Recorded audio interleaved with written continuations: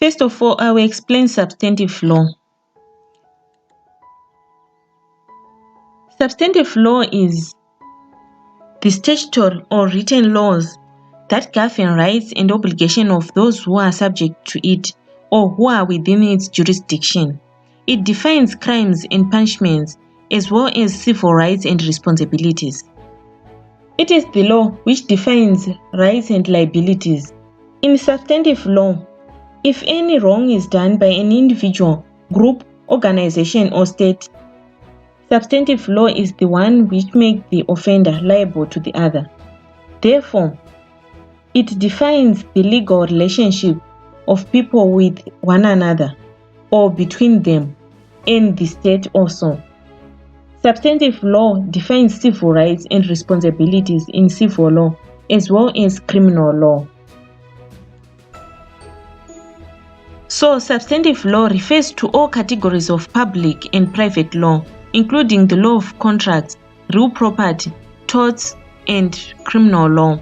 For example, criminal law defines certain behavior as illegal and lists the elements the government must prove to convict a person of a crime. For instance, if Ronnie is being charged for driving while intoxicated, it should be proved that Ronnie was driving or operating a motor vehicle. He was driving on a public road. He was driving while intoxicated.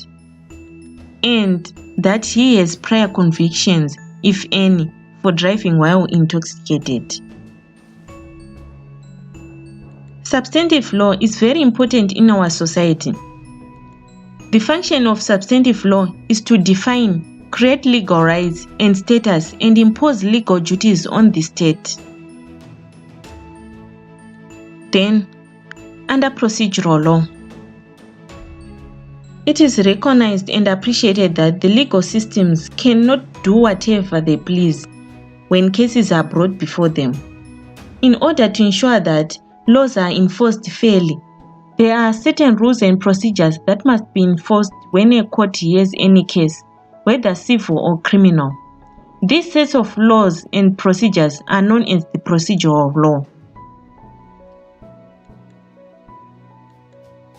So, procedural law is the area of law that describes and prescribes the procedures to be followed by the courts in all fields of civil and criminal law. For instance, these basic rules in procedural law are followed in criminal matters. There must be probable cause to make an arrest.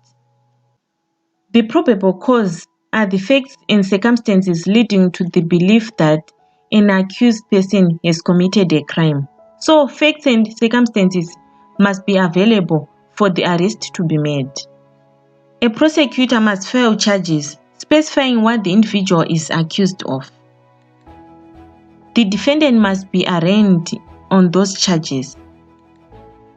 The defendant must advise the court whether he has an attorney or is requesting a court-appointed attorney.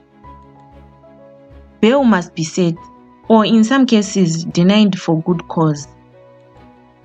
Notice of the court appearance date and the time must be sent to the defendant. If a plea bargain cannot be reached, the case is set for trial. If the defendant is convicted at the trial, he or she has the right to appeal later.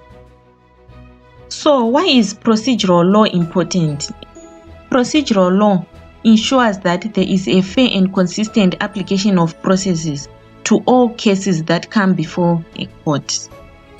That is the importance of procedural law. Let us conclude this section by differentiating between substantive and procedural law.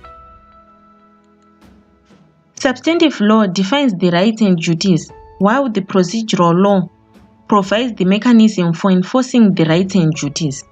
Procedural law is there then to enforce substantive law. For example, murder is a criminal offense, which is under substantive law, while the rules to be followed in prosecuting an offender, that is a murderer, right, are referred to as procedural law. So we are saying murder is a criminal offense, while the rules to be followed in prosecuting an offender of that law